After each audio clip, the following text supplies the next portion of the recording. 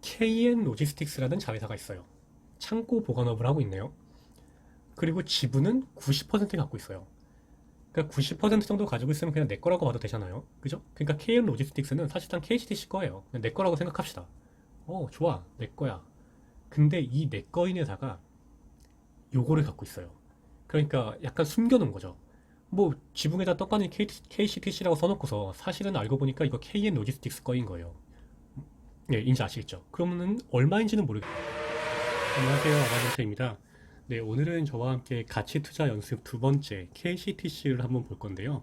지난번에 첫 번째 예제와 같은 부산 도시가스 한번 어떠셨는지 잘 모르겠습니다만 그것보다는 조금 더 복잡할 수 있어요. 그래서 이번 내용은 조금 생각할 게 많기 때문에 제가 부동산의 이 KCTC가 가지고 있는 부동산 가치들을 대략적으로 평가하는 방법에 대해서만 한번 여러분들과 이 화면을 보면서 알아보도록 하겠습니다. 일단 간단하게 짚어보자면 지난번에 부산 도시가스 같은 경우에는 부산 도시가스가 벌어들이는 돈, 그리고 그들이 가지고 있는 부동산, 또 그들이 가지고 있는 투자 부동산, 그리고 그들이 가지고 있는 주식 가치, 네, 이렇게 총 네 가지의 어떤 자산, 돈이 될 만한 것들을 합쳤잖아요. 근데 오늘은 KCTC라는 이 종합 물류 회사의 유통 물류 시장만 보면서 그들이 가지고 있는 물류센터의 가치만 한번 분석해 보도록 하겠습니다. 사실 다 할 거는 아니고 연습 문제이기 때문에 제가 좀 기본적인 문제들은 풀어드릴 테니까 여러분들도 나머지는 앞으로 이렇게 제가 하는 방식과 비슷하게 한번 해보면 되겠다. 네, 이 정도로만 이해하시면 될 것 같아요. 네, 그러면 기본 연습 문제 한번 들어가 보도록 하겠습니다. 네, 오늘 볼 회사인 KCTC는 뭐 간단하게 회사 소개를 한번 볼까요? 네, 종합 물류 회사입니다. 여기 있는 것처럼 항만하역, 뭐 보세장치 운영, 컨테이너 내륙 운송, 중량물 육해상 운송, 소화물 보관 배송 이런 사업들을 하고 있는데 지금 제가 포인트를 맞출 곳은 바로 이 소화물 보관 배송 이쪽입니다. 물류센터를 보겠다는 거죠. 먼저 KCTC에 관심을 가지게 된 이유는 일단 물류업이라는 거는 기본적으로 사업보고서에 보면 나와 있겠지만 물류업은 기본적으로 유가에 연동돼 있어요. 당연히 그렇겠죠. 배로 나르든 트럭으로 나르든 기본적으로 유가가 싸면 좋잖아요. 네, 그래서 요즘 계속 저유가가 지속되고 있었으니까 이런 저유가 상황에서 수혜를 볼 만한 게 누가 있을까를 생각하다가 그러면 물류회사들을 한번 볼까? 종합 물류회사를 한번 볼까? 라고 생각해서 알아본 회사입니다. 네, 그리고 부산 여행 갔을 때 한번 현장을 확인하기도 했고요. KCTC는 몇 가지 이슈가 있는데 그 이슈들은 가치 투자의 영역은 아니니까 일단 그 이슈는 나중에 따로 빼서 기회가 되면 말씀을 드릴 수 있도록 하겠습니다. 자, 그럼 KCTC는 물류회사니까 물류회사는 당연히 유통망을 가지고 있어야겠죠. 그 중에 유통망 중에 핵심은 아마도 물류센터가 될 겁니다. 뉴스 같은 거를 보면서 많이 접하셨을지 모르겠는데 요즘 굉장히 물류센터가 핫해요. 그도 그럴 것이 뭐 쿠팡이니 뭐니 하면서 택배 엄청 많이 받으시잖아요. 근데 그 택배를 받으려면 그 택배 업체가 우리한테 직배송하는 건 아니니까 중간에 어딘가 한번 물류센터를 거치잖아요. 뭐 예를 들어서 뭐 우리가 모두 되게 두려워하고 있는 옥천 허브 같은 곳을 거치죠. 이렇게 네, 이렇게 수많은 신바람 다이어트 네, 이건 아니고요. 네, 옥천 허브 네, 이렇게 전국에는 수많은 물류센터들이 있는데 이 물류센터가 가장 위치하기 좋은 곳이 어디일까요?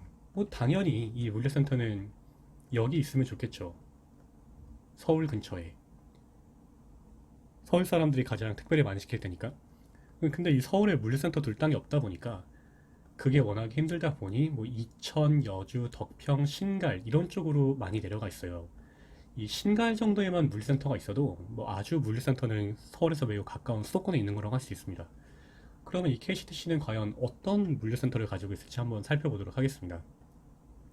생각보다 홈페이지에 되게 잘 돼 있어요. 한번 보실까요? 네, 사업 소개, 시설 현황을 보시면 뭐 대충 이렇게 있고 네, 물류센터들이 이렇게 표시되어 있습니다. 근데 포인트를 줄 거는 양재센터예요. 양재동? 서울 한복판에 물류센터가 있다고? 대단하네. 그다음에 덕평에 두 개나 있어. 신갈에도 있어. 이렇게 물류센터가 많이 있네요. 물론 물류센터가 많은 건 중요한 게 아니에요. 이 물류센터의 가격을 다 적절하게 반영을 했을 수도 있으니까. 근데 제 생각에는 이들이 이 많은 부동산의 가격을 다 적절하게 반영하진 않았을 것이다. 그러니까 내가 생각하는 부동산 가격과 이들이 말하는 부동산 가격에는 상당한 차이가 있을 것이다. 저는 이렇게 생각을 하는 거죠. 그럼 뭐 어려운 거 다 보기 어려우니까 양재, 덕평, 덕평 2 이렇게만 한번 보도록 하겠습니다. 좀 더 자세하게 나와 있어요. 여기서 보시면 물류센터. 어허, 바로 여기구나. 그래. 여기 뭐 양재 양국동매시장 있고 꽃시장 있고 그런 데잖아요. 꽃시장이 바로 옆에 있습니다. 어딘지 아시죠? 네, 이 부분. 음흠. 자, 그러면 과연 이들은 스스로 이 양재 땅 얼마라고 하고 있을지 한번 살펴보도록 하겠습니다. 에쿠. 참고로 이 회사의 이름은 KCTC예요. KCTC. 좀 복잡하죠? 거의 모든 정보는 다 사업보고서에 나와 있다고 생각하시면 돼요. 이 우리나라의 사업보고서 시스템은 정말 어떤 그 표준화 면에 있어서는 세계 최고라고 할 수 있습니다. 그러면은 그들이 가지고 있는 부동산 가치들은 어디 나와 있냐면 이 사업의 내용이 나와 있어요. 쭉쭉쭉 내려가 보면 한번 읽어보면 좋아요. 저는 다 읽어봤으니까 그냥 넘어갈게요. 쭉쭉쭉쭉쭉 넘어가면 여기 나와 있네. 생산 설비의 현황 보자 보자. 그러면은 양재동에 가지고 있는 게 16,000제곱미터, 16,500제곱미터의 장부가액은 530억, 그죠? 530억. 덕평에 있는 거는 33만 제곱미터에 3만 3천 제곱미터에 83억. 덕평 두 번째 거는 5만 3천 제곱미터에 180억. 이렇게 있네요. 뭐 530억, 83억, 180억 이런 자산을 가지고 있어요. 이 토지만. 물론 거기에 이제 건물도 있겠지만 건물은 뺄게요. 그냥 토지만 보도록 합시다. 아 그래 이렇게 갖고 있어. 그럼 이 회사 시총이 얼마야? 대충 이 정도 가격. 오케이 시총이 얼마야? 일단 KCTC는 844억이네요. 시총은. 예, 844억.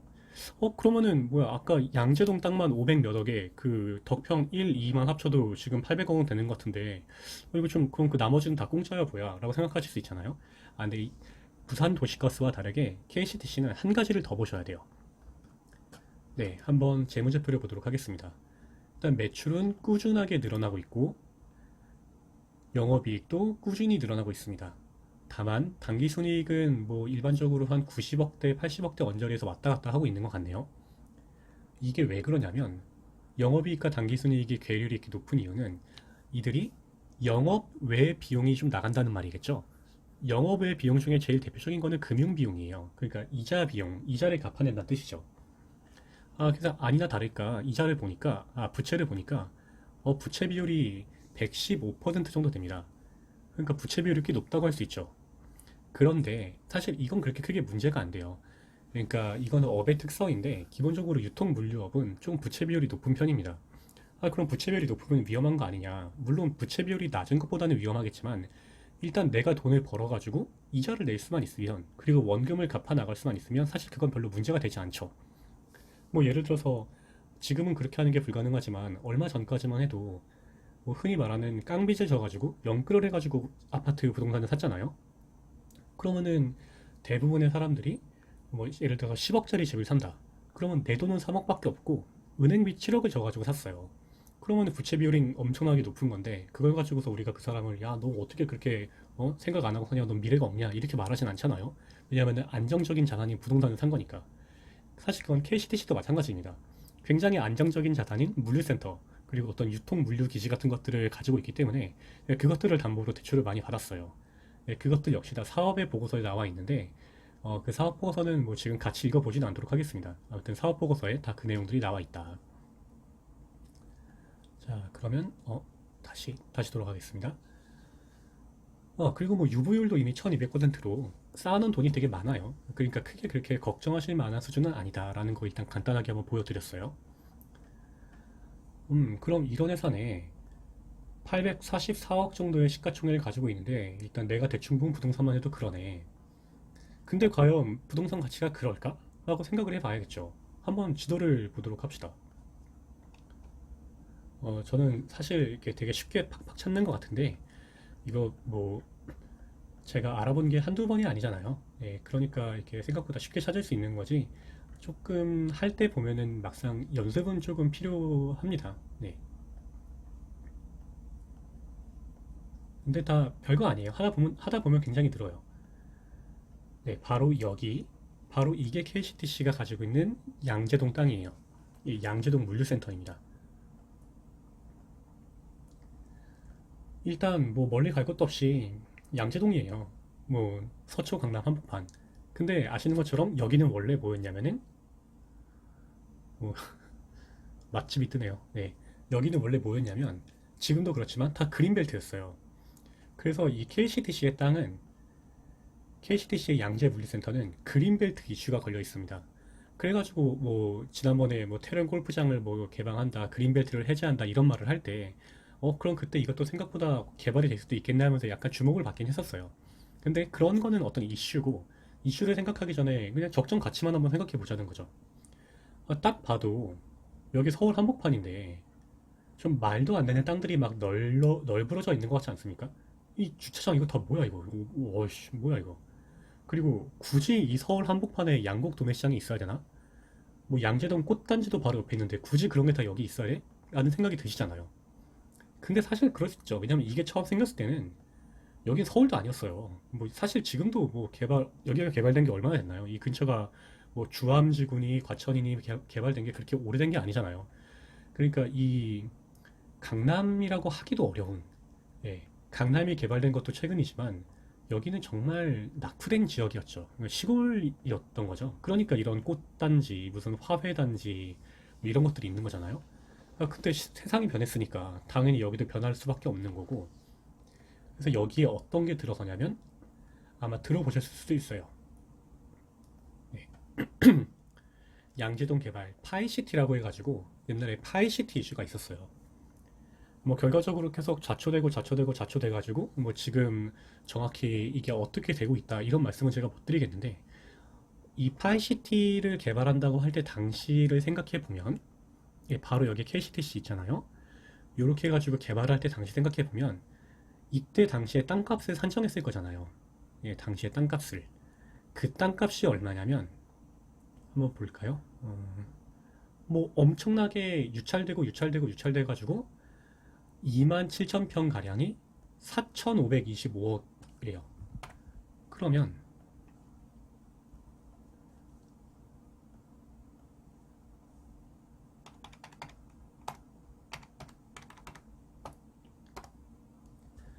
대충 평당 1,600만 원 정도, 1,670만 원 정도라고 생각할 수 있겠네요. 대충. 물론 이게 2016년의 일이긴 합니다. 2016년에 그랬다. 그러면은 얘들은 얼마에 잡고 있는데? 네, 아까 보니까 530억에 잡고 있었어요. 근데 사실 이건 제가 좀 편하게 하려고 계산을 좀 해놨습니다. 보세요. 예, 5,000평에 530억이에요. 그러면 대충 평당 1,000만 원 정도 생각하면 되잖아요. 근데 아까 그 파이시티 봤을 때 평당 1,700만 원이었죠, 거의. 평당 1,700. 근데 이게 2016년이었으니까 지금은 뭐 아주 러프하게 이것보다 훨씬 많겠지만 평당 2천만 원만 잡아준다고 해도 5,000평이니까 1,000억이에요. 그러니까 순식간에 530억짜리 땅이 1,000억이 되는 마법을 봤습니다. 그죠? 예, 순식간에 1,000억이 됐어요. 근데 아까 말씀드린 것처럼 그린벨트 이슈도 있었지만 여긴 어떤 이슈가 지금 있냐면 이건 이슈가 아니라 실제로 진행되고 있는데 요즘에 워낙 데이터 센터가 필요하다 보니까 데이터 센터를 짓겠대요. 뭐 데이터 센터를 짓겠다 뭐 어쨌다 이건 저는 잘 모르겠어요. 그러니까 물류센터보다 데이터 센터가 훨씬 더 돈이 되는 사업이다 이런 말을 하려는 게 아니라 어쨌든 계속 기업 입장에서 관심을 가지고 좀 눈독을 들이는 땅이다 이런 말이죠. 참고로 지금 이 양재동 물류센터는 누가 쓰고 있냐면 쿠팡이 쓰고 있어요. 쿠팡이. 네, 그래서 이렇게 이 KCTC가 가지고 있는 양재동 센터는 넘어가도록 하겠습니다. 쉽게 생각해서 500억이 1000억으로 늘었다. 이렇게 생각하시면 돼요. 자, 그러면 덕평 1센터로 가보도록 하겠습니다. 네, 덕평 1센터. 이것도 사실 다 많이 찾아놔가지고 좀 알아요. 네, 이거 네, KCTC 덕평. 예, 덕평 물리센터가 두 군데 있었잖아요. 아까 덕평 1, 2. 네, 여기가 덕평 1센터고 좀 더 아래 덕평 2센터가 있습니다. 아, 그러면 좋은데 이거 가격을 어떻게 알까? 얘들은 이거 얼마라고 하는데 과연 그거 믿을 수 있어? 어떻게 알까? 어떻게 알면 좋을까요? 뭐 여기 이만큼 논 가격을 한번 따볼까요? 그럴 순 없잖아요. 그죠? 뭔가 비슷한 걸 찾아야 될 거 아니에요. 어떤 공장 같은 거를. 예, 그래서 제가 한번 찾아봤어요. 어떻게 찾았냐면은 뭐 이렇게 확대하면서 기업 이름들을 찾은 거예요. 어떻게 이렇게 막 보면서. 예, 그러다가 찾았습니다. 뭐 이런 기사를 봤어요. 지났으니까 이제 닫고 뭐 덕평 이런 데 물류센터 매매, 매각 이런 것들을 검색하다 보니까 이 현대 인베스트먼트가 중소형 물류센터에 투자를 하고 있다. 이런 뉴스를 봤어요. 근데 물류센터 요즘 몸값이 많이 오르긴 했습니다. 아까 말씀드린 사업상의 이유 때문에 택배를 워낙에 많이 시키니까.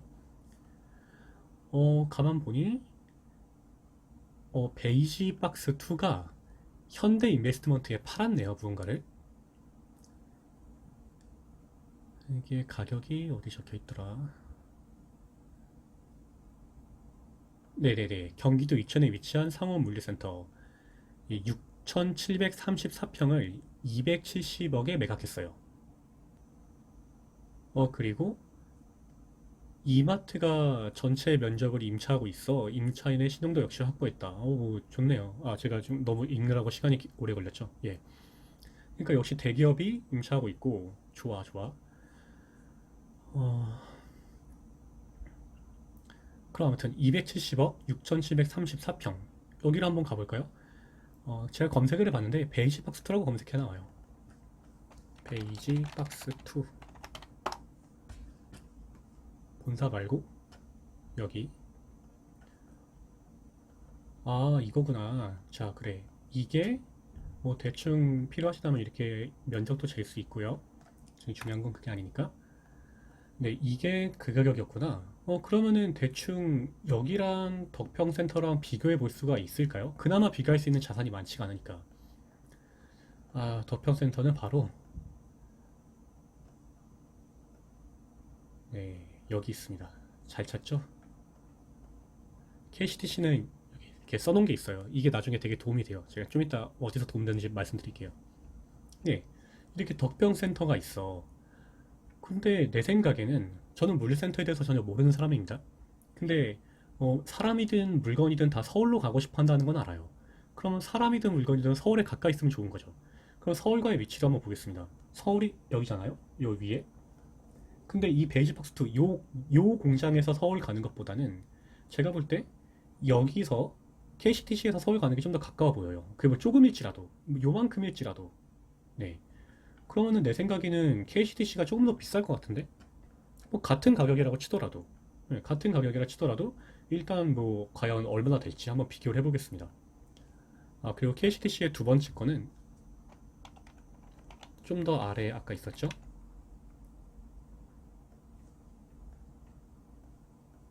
네, 여기 있네요. 아, 여기는 그렇게 써있지 않아요, 위에. 아무튼 요만큼이 KCTC의 그겁니다. 자, 그럼 다시 전자공시. 아까 너네가 말한 83억, 185억, 83억, 185억. 딱 이제 슬슬 느낌이 오죠. 이거 너무 가격이 낮다는 느낌이 오죠. 왜냐면은 베이시박스2가 270억이었는데. 그럼 다시 한번 비례식으로 세워서 계산을 해보도록 하겠습니다. 자, 비교해보면 만평인데 83억이라는 거예요. 덕평 1은. 그리고 두 번째 거는 16,000평인데 185억이래요. 만평인데 83억이고 16,000평인데 185억이다. 사실 이게 언뜻 이해가 안 가시죠? 근데 저는 왠지 그런지 알 것 같아요. 그러니까 그거는 좀 이따 설명을 드리겠습니다. 근데 베이지 박스2가 6,734억에 270억이래요.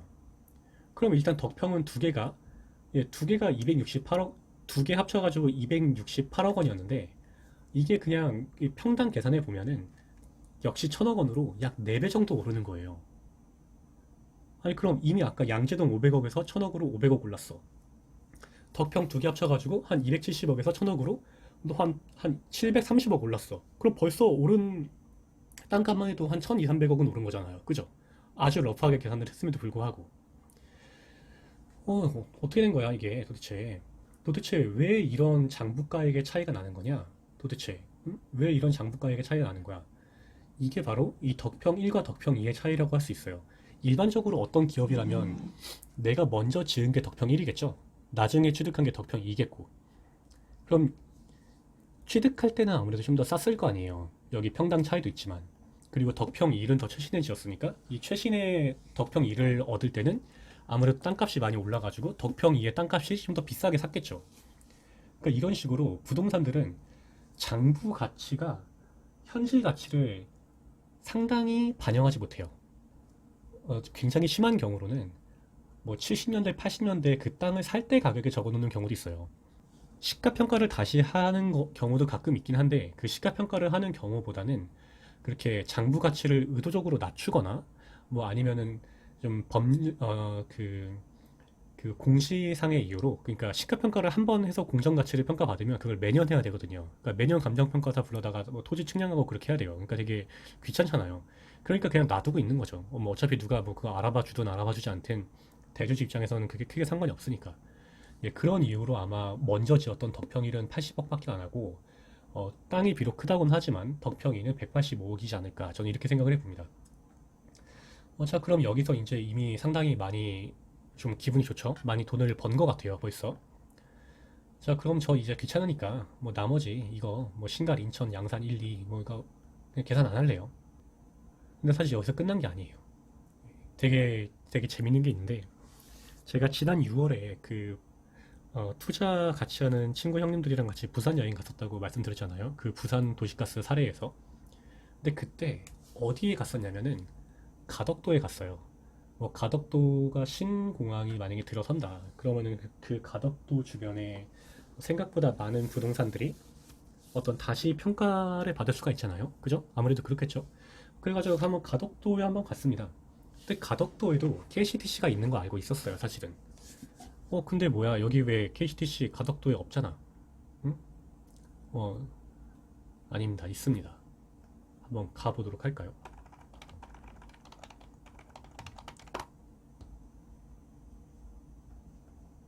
네, 여기가 가덕도죠. 그러니까 신공항은 뭐 여기다 이렇게 인공섬 만들어서 짓는다고 하는 거잖아요. 근데 바로 여기가 부산 신항이에요.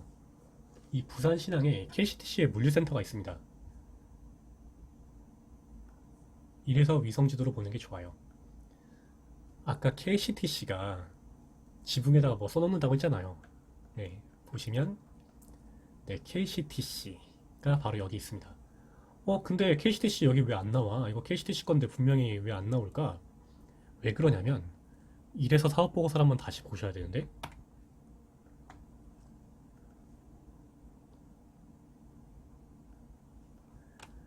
KCTC가 자회사를 한두 개 갖고 있는 게 아니잖아요.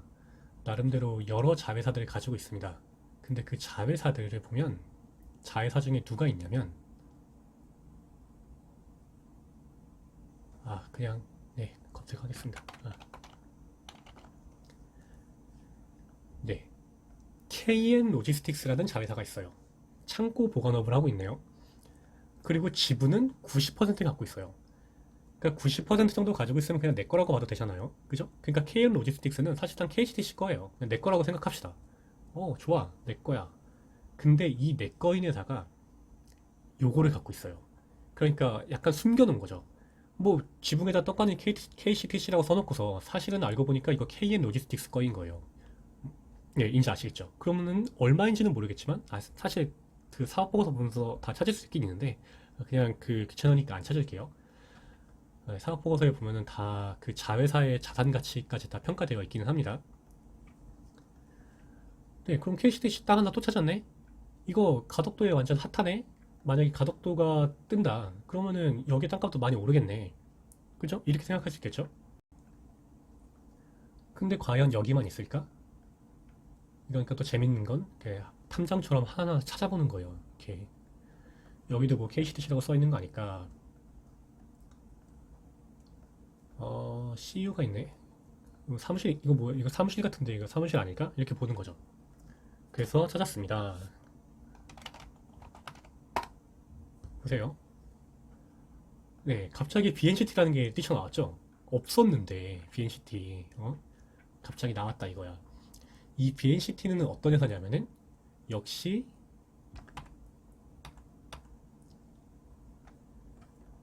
네, 역시 BNCT도 BNCT인가요? 네, 이 역시 BNCT도 관계 기업이에요. 근데 다만 지분율은 12%만 가지고 있다. 이 BNCT는 여러 회사가 같이 합작해서 세운 거기 때문에 뭐 일본의 여러 회사들 같이 있더라고요.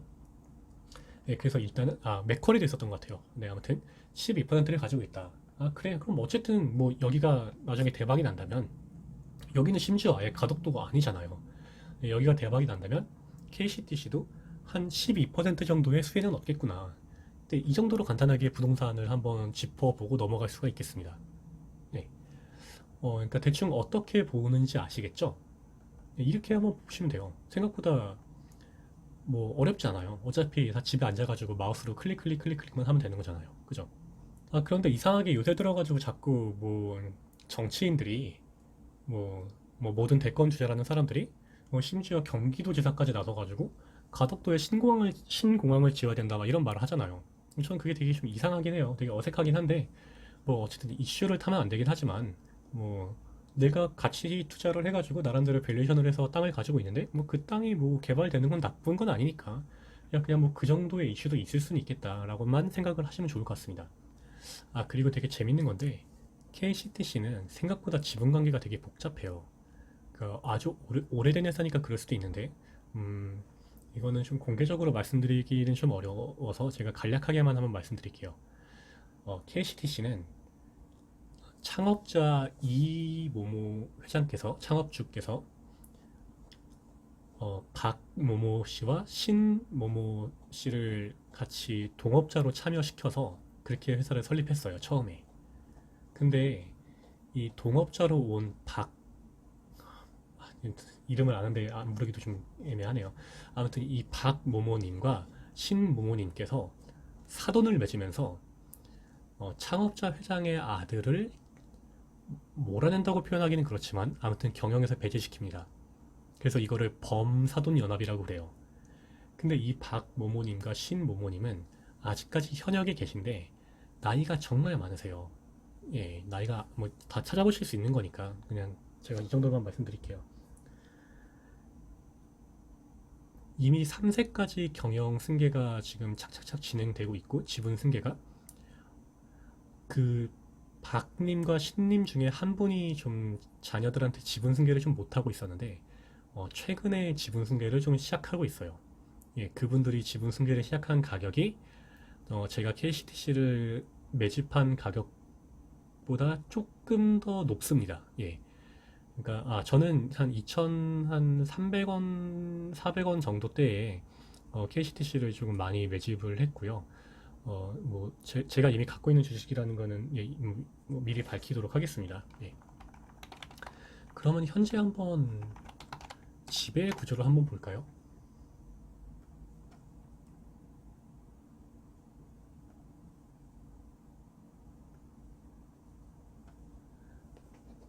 뭐 이렇게 대충 뭐 보시면 뭐 아시겠죠? 벌써 이렇게 축축축 손까지 다 내려갔어요.